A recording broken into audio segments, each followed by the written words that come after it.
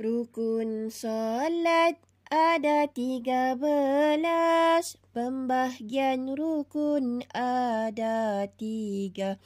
Qalbi, niat, qauli bacaan, fi'li pula perbuatan.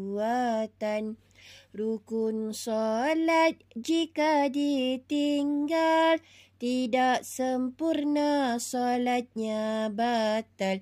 Marilah kita jaga rukunnya agar solat Allah terima. Allahu Allah, Allahu Allah, Allahu Allah, Allahu Akbar.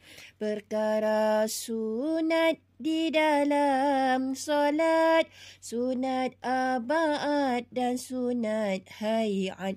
Perbuatan sunat jika ditinggal, solatnya sempurna tidakkan batal.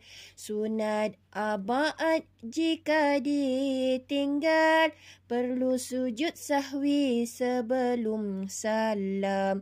Sunat hayat jika ditinggal, tidak perlu sujud sahwi.